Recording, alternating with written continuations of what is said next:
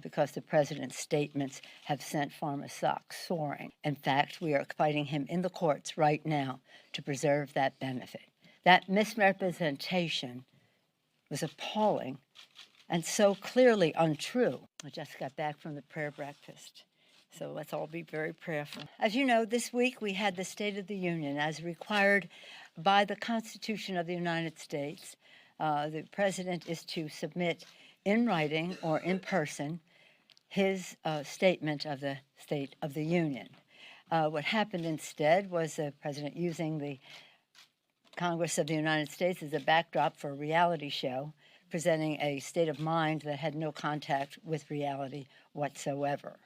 It was quite appalling to hear the president say the 150 at least million families in America that are faced with pre-existing medical conditions, about a benefit that is afforded to them in the Affordable Care Act, that he was protecting that benefit, when in fact he has done everything to dismantle it.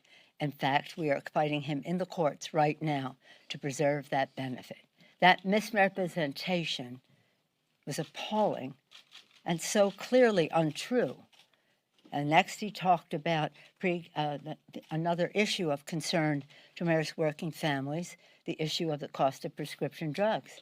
As I've said to you before, I've seen grown men cry across the country when it comes to the fact that they cannot afford the prescription drugs and meet their other obligations to their families. And we had talked about negotiating for lower prices. That's the only way you're going to get lower prices. During the campaign, the president said he was going to negotiate like crazy. I think like crazy means maybe not at all. I've said that to you before, because the president's statements have sent farmer stocks soaring.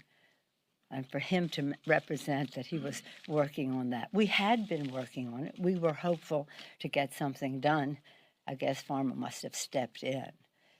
And then he talked about saving Medicare, and Social Security, when in fact, in his budget, the 220 budget that he submitted, $2 trillion worth decreased in Medicare and Medicaid combined, including to, in terms of Social Security, reduce the disability benefit in Social Security. So these, one after another, right to the kitchen table of America's working families to serve up these falsehoods. What appalling also was when he was trying to discredit the triumph of the Obama administration on the economy. And I've given you a paper on this put out by the Joint Economic Committee under leadership of Don Beyer, our House Vice Chair, on that. And it talks about all the things, job creation and the rest. But to succinctly put it, when President Obama came into office, the unemployment rate was 10%. When he left, it was 5%. So President Trump did not inherit a mess. He inherited a momentum of job creation. When President Obama came into office, the stock market was at 6,000. When he left, it was at 18,000. Again, momentum that the administration was able to build on, not a mess. During the 8 years of President Obama's presidency, he reduced the deficit by $1 trillion. Instead, this administration is increasing the $1 trillion. And of course, with their tax scam for 83% of the benefits going to the top 1%, they increased the national debt by $2 trillion. And therefore, they tried to it's supposed to pay for itself, but instead they went to Medicare and Medicaid to try to pay for that. But we're not doing that. And then during the 8 years of when President Bush was president, the job growth was slow. Under President Obama, we gained more than 14 million private sector jobs. And during his presidency, more than, and that is far more prorated in terms of years than what this president has created. A momentum, a path of $14 million is not a mess, Mr. President. And then during his presidency, we rescued the auto industry and all that brought back to the economy. And during the administration, more than 20 million people were afforded quality, affordable health care. But more, in addition to that, 150 million families with pre-existing conditions got a new benefit that enabled them to have access to health care, as well as other benefits of no lifetime limit, no annual limit. Child is up until 26 years old can stay on your benefit. Being a woman, no longer a pre-existing condition. So when he talks about, oh, I'm going to make health care, the fact is he did not inherit a mess. He inherited a momentum of growth in our economy. And many more statistics are in what I hope you will read, because it was appalling to hear him try to take credit for something that and call what President Obama did a mess that he inherited, when in fact it was a great advantage to the country that President Obama's policies took us to that very positive place of growth and of job creation and deficit reduction. And I talk to my members and they have ideas. I always say, what does your idea do for growth, for creation of good paying jobs, and reducing the deficit? Let's see how it meets those standards. What the president has done is not that. And so for him to make it as if he did all this stuff and all the rest, he still hasn't even matched President Obama's growth in the stock market, if you call that a real measure of success. And in some respects, it's a good indicator, but it's not an indicator of what is happening at the kitchen tables of America's working families, where they're concerned about the fact that many of them have not received a raise in a very long time, that 40% of them could not find $500 for an emergency. President goes on and saying, oh, we took many more, because of all my growth, many more people are not on food stamps. No, you kicked them off. And I mean, people are not taking advantage of this. No, you kick them off. And that just isn't a fair thing to do in our economy. So it was, in my view, a manifesto of mistruths, of falsehoods, blatantly, really dangerous to the well-being of the American people if they believed what he said. So again, we do not want the chamber of the House of Representatives to be used as a backdrop for one of his reality shows with unreality in his presentation. And by the way, a serious breach to start shouting 4 more years on the floor of the House. Totally inappropriate. We're very excited about how we're going forward to honor our promises to the American people. For the people, we're going to lower the cost of health care by lowering the cost of prescription drugs. And we're on our path with H.R. 3. You saw people holding up the 3, H.R. 3. Maybe just 3 benefits from it people should know. That it will lower the cost of prescription drugs for them. It will also increase benefits in Medicare, dental, hearing, and vision in the expansion of Medicare, which is the biggest expansion since its inception. That benefit will apply to not only Medicare, the reduction in cost will not only apply to Medicare, but to all of the insurance plans for prescription drugs. We're very excited about H.R. 3. Lower health care costs by lowering the cost of prescription drugs and protecting the pre-existing medical condition benefit.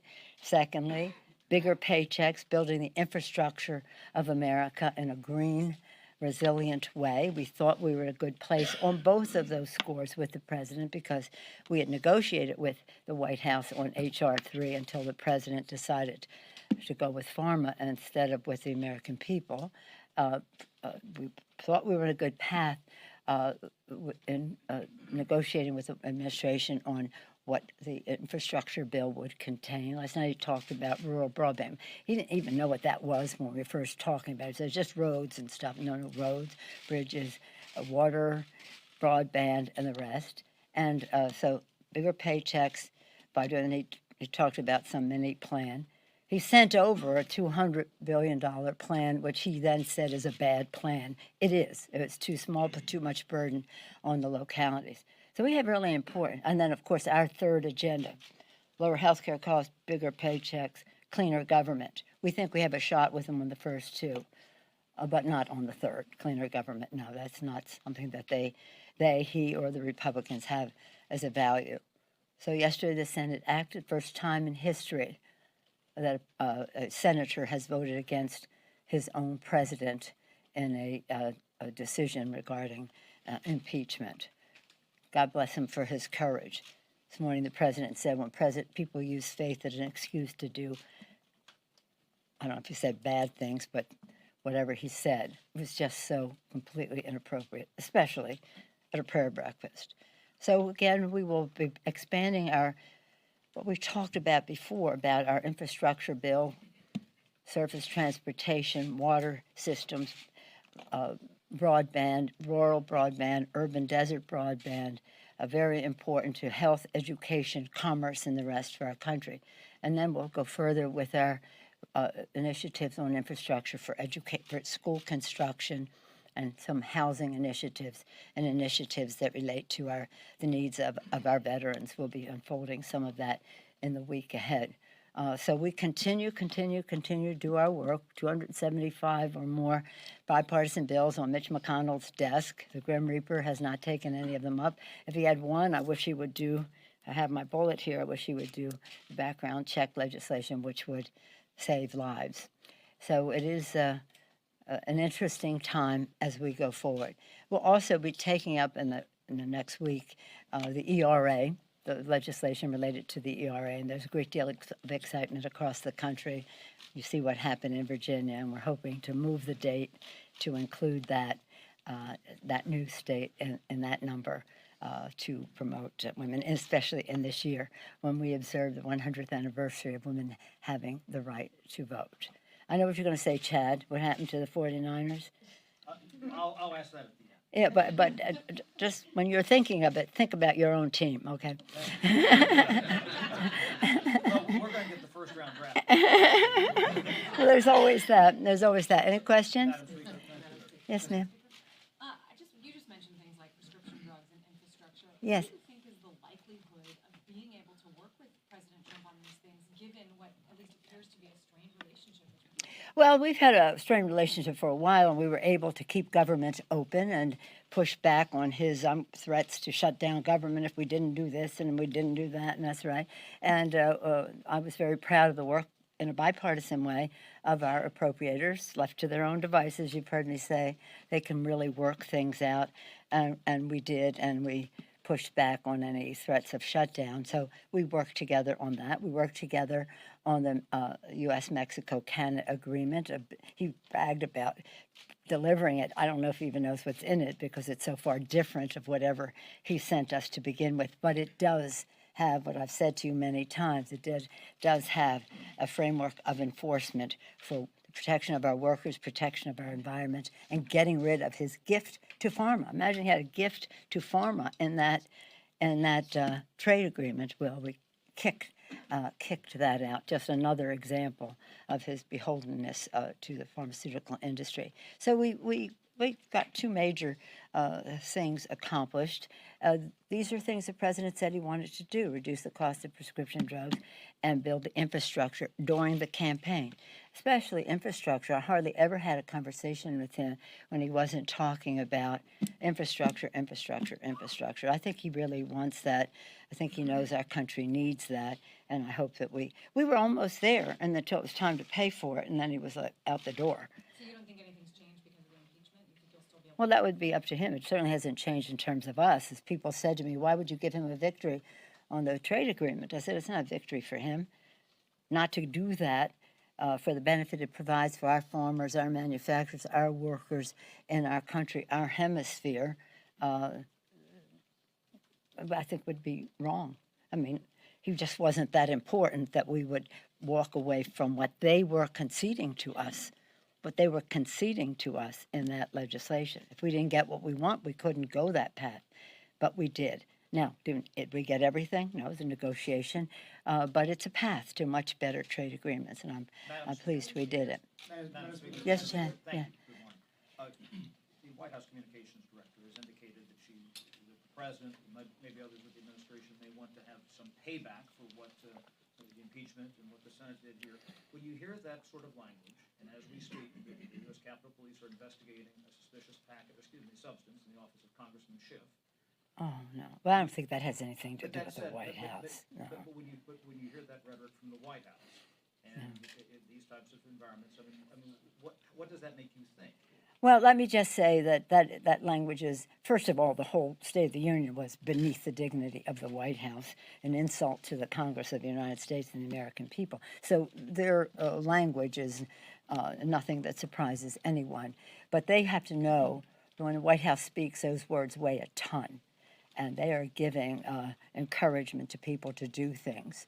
Just as, remember, Charlottesville, people were coming down that hill with tiki torches saying, the Jews will not replace us, the Jews will not replace us. And what was the president's statement? They're good people on both sides. Really? The Jews will not replace us and they're good people on both sides? So there's a mysterious view that they have about what their words, the weight their words carry. And there are people out there who, for whatever purpose, I know I'm constantly, I don't want to even go into the target that I am because of them, but I can't worry about that. But that was there even before them. Just working with President Obama stirred up some of those same people. But I would like to think that it had nothing to do with what the White House was saying. But I do think they should rein in their comments, because what they're saying is they're going to be payback to us for upholding the Constitution of the United States, for honoring the vision of our founders for a democracy, a republic if we can keep it, for something our men and women in uniform fight to protect, our freedom, our Constitution, and the aspirations of our children that depend on living in a democracy that is unquestioned in terms of that, where we have freedom of the press to be guardians of that democracy. So, I'm not very fond of commenting on anything they say, but if it's threatening, it's wrong. Several members of the various House investigative committees have indicated that they would like to subpoena John Bolton. What's your position on that, and when should it happen? I want to first salute our managers. I think they did a magnificent job in presenting the case for our founders, for our Constitution, for our country. We could not have been better served. Each and every one of them did a magnificent job, and Adam Schiff's leadership was a blessing to our country. I'm proud of the work that the Senate did in terms of their response to all of this and the unanimous vote on the House Democrats in support of our Constitution. We are now, the Senate has spoken in terms of any punishment to the president. He's impeached forever, no matter what he says or whatever headlines he wants to carry around. You're impeached forever. You're never getting rid of that scar. And history will always record that you were impeached for undermining the security of our country, jeopardizing the integrity of our elections, and violating the Constitution of the United States. Our purpose in all of this, in addition to holding him accountable so he stops doing what he's doing and no future president thinks that she or he could have liberty to take us away from a republic, if you can keep it, to a Second Amendment enables me to do whatever I want. No, that's not what our Constitution is about. So we will continue to do our oversight to protect and defend the Constitution, which is three co-equal branches of government, each a check and balance on the other. And we have some cases in court now, McCann and taxes and that will take time.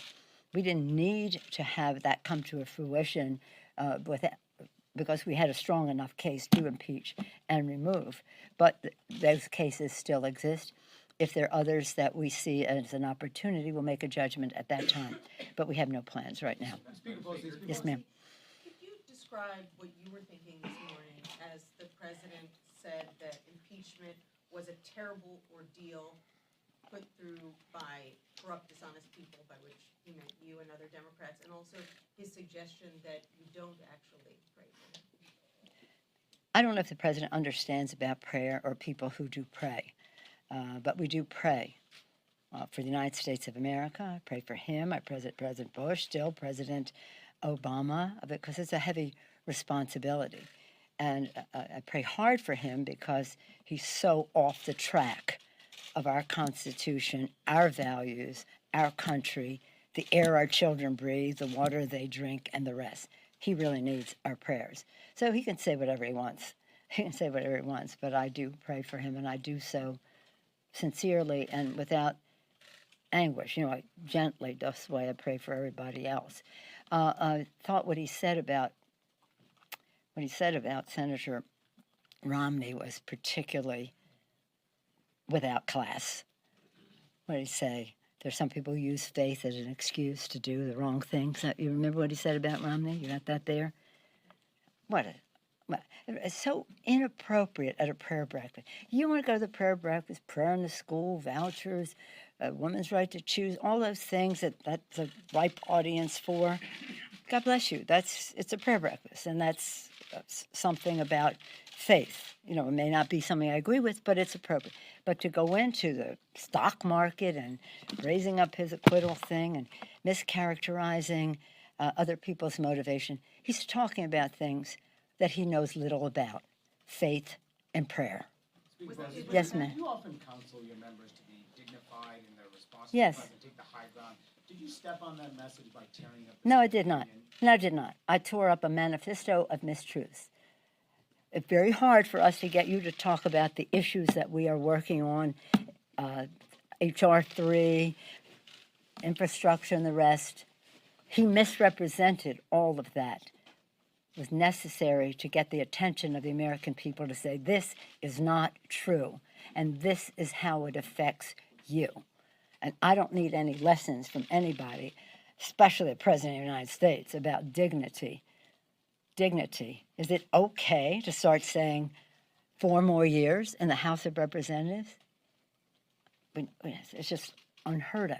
Is it unheard of for the president to insult people there who don't share his view, as well as to misrepresent, present falsehoods?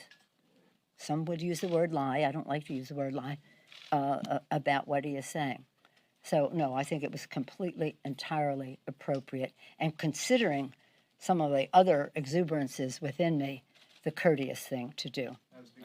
Yes, sir. Does it give you pause? I know you like another president, but to invite him back for a State of the Union, given what you're describing as... Well, next year we will have a new president of the United States. That is an absolute imperative for our country, for our Constitution, for the land that we love from sea to shining sea, which he degrades almost every day, but several times a week, for who we are as a people, a nation of immigrants, unless you're blessed to be born a Native American, a nation of immigrants whom he denigrates, and for our values, which he just is disloyal to the Constitution, degrades the environment, denigrates who we are as a people, and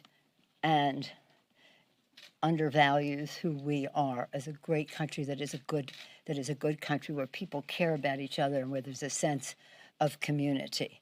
It's appalling, the things that he says, and then you say to me, tearing up his falsehoods, isn't that the wrong message? No, it isn't. It's just I have tried to be gracious with him. I'm always dignified. I thought that was a very dignified act compared to my exuberances, as I said. But we will not allow any president to use that Capitol, that chamber of the House of Representatives, of the People's House, as a backdrop for him. Now, all presidents have guests, constant guests. That was not a State of the Union. That was his state of mind. We want a State of the Union. Where are we? Where are we going? And the rest. Not let me just show you how many guests I can draw. And let me say how I can give a Medal of Honor. Do it in your own office. We don't come in your office and do congressional business.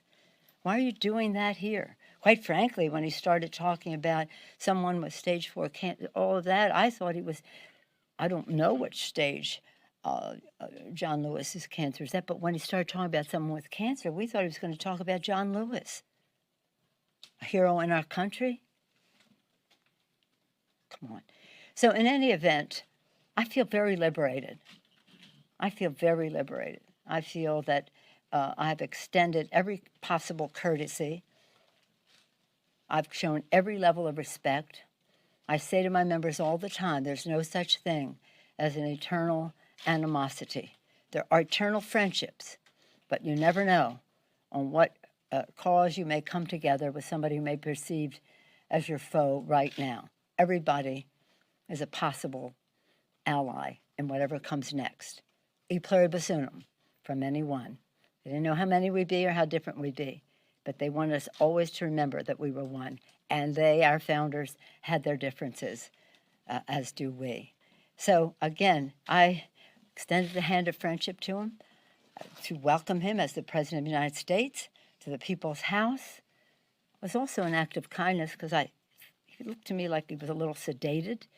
He looked that way last year too, but he didn't want to shake hands.